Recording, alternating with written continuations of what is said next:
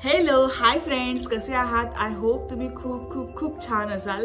माझ्या नवीन व्हिडिओमध्ये तुमचं पुन्हा एकदा स्वागत। मी जो लास्ट व्हिडिओ पोस्ट केला होता तो होता गिफ्टचा, जे मला काय काय गिफ्ट्स भेटलेले आहेत तो मी तुम्हाला शेअर केला होता। आणि त्याच्यामध्ये तुम्ही बघितलं असेल मला एक OTG गिफ्ट मिळालेला आहे आणि त्याच्यामध्ये मला काहीतरी बनवायचं आहे। सो ते मी आज बनवणार आहे, कारण मी त्याची अजून पूजाही केली नाहीये आणि फक्त मी असं लावून ठेवलेलं आहे। तर त्याच्यामध्ये मला काहीतरी बनवायचं आहे, जे मी स्वीट्स बनवणार आहे। तर चला आपण बघूया की मी काय बनवणार आहे ते। आईला मी हे सामान आणायला सांगितलं होतं आणि आई घेऊन आली आहे डालडा, साखर, मैदा आणि रवा। आईला पिठी साखर भेटली नाही म्हणून ती ही साखर घेऊन आली आहे। मग मी ते मिक्सरमध्ये थोडंसं ग्राइंड करून घेतलं आणि त्याची पिठी साखर बनवली, कारण बिस्किटमध्ये आपण पिठी साखरच टाकणार आहोत आणि तेच पाहिजे असतं। सो मी मिक्सरला लावून घेतलेलं आहे।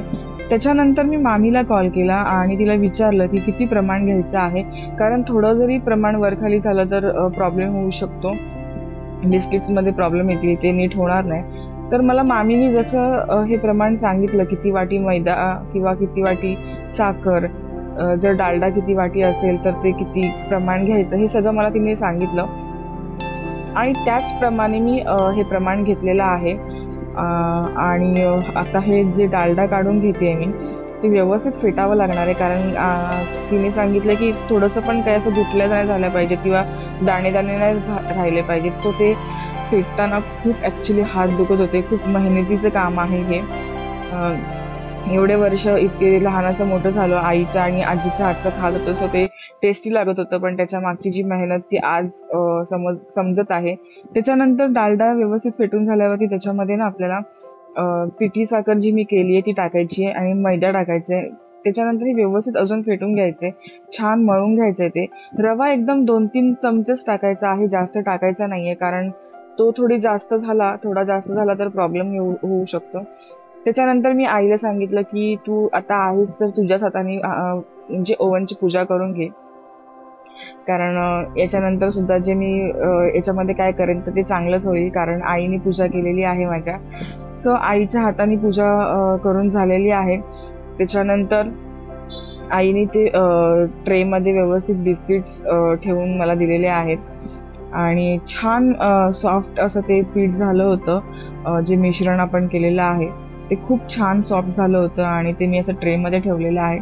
त्याच्यानंतर मला एक्साइटमेंट होती, कधी एकदा मी OTG मध्ये ठेवते आणि ते कधी होतात बिस्किट्स, मला खायचे होते।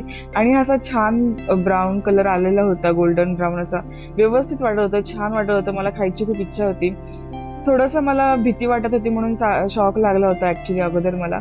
तर सागर बोलला की मीच तुला तो ट्रे काढून देतो आणि मला तो काढून देत होता।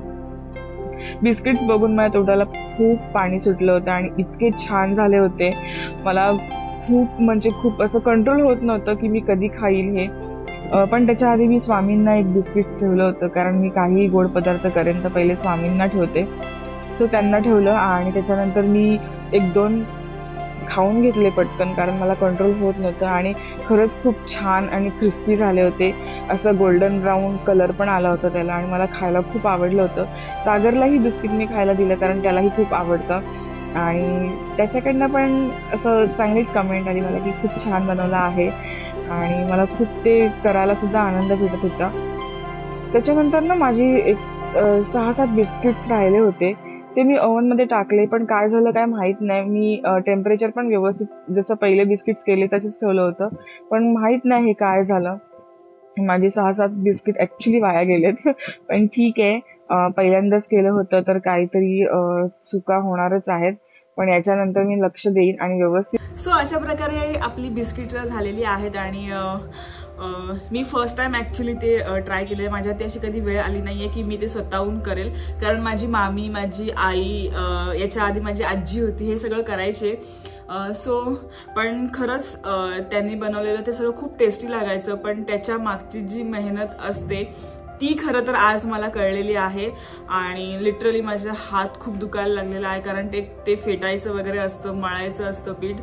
आता मला कळतंय की आपली जी आई आजी एवढं छान छान जेवण बनवतात, एवढं छान छान खायचे पदार्थ बनवतात आणि ते इतके टेस्टी असतात ना. आपण असं फक्त म्हणतो की वाव हे किती छान झालंय, आई हे खूप छान आहे, आजी हे खूप छान आहे, किती छान बनवलंयस असं. आणि आपण आपल्याला जर ती गोष्ट आवडली तर आपण वारंवार आपल्या आईला किंवा आजीला सांगत असतो की आज हे बनव, उद्या ते बनव, हे कर ते कर.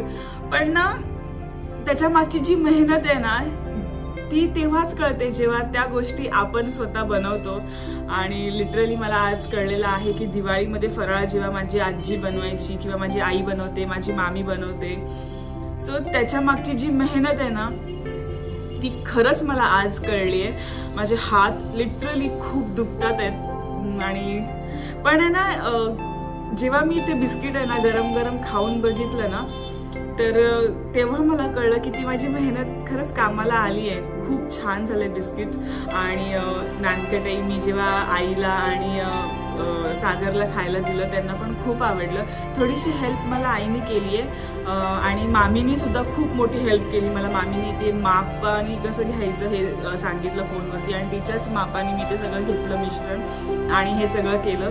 पण ते खूप छान झालंय. मी पण खाऊन बघितलं, प्राची आणि सिद्धूला पण दिलंय, त्यांना पण खूप आवडलेलं आहे. आणि मी ते फर्स्ट टाइम केलंय आणि फर्स्ट टाइम केल्यावरती जी गोष्ट चांगली होती त्याचा आनंद खूप मला होतोय.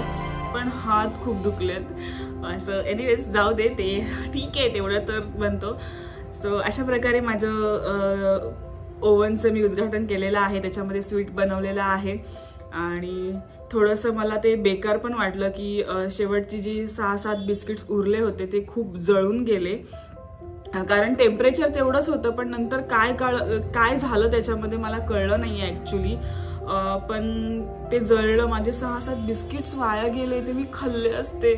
पण ठीक आहे, जाऊ दे, फर्स्ट टाइम होतं आणि फर्स्ट टाइम अशा ह्या सगळ्या चुका होत राहतात. सो जेव्हा चुका होतात तेव्हा नवीन आपण काही नाही काहीतरी शिकत असतो. सो मला आज खूप आनंद झालाय की मी स्वतःच्या हाताने काहीतरी केलंय. म्हणजे तसं मी जेवण वगैरे सगळं करते, पण हे जे दिवाळीचे फराळ वगैरे असतात ते मला येत नाही. आणि मी हे जे आहे बिस्किट्स ते पहिल्यांदा ट्राय केलंय. सो हे खूप कठीण होतं. कसे आपले आई आजी सगळे करतात, पण ते खूप छान लागतं. सो त्याच्या मागची मेहनत. सो हा व्हिडिओ तुम्हाला कसा वाटला मला कमेंटद्वारे नक्की कळवा आणि लाईक शेअर सबस्क्राईब करायला विसरू नका. पुन्हा भेटू नवीन एका व्हिडिओमध्ये. तोपर्यंत bye bye. Thanks for watching.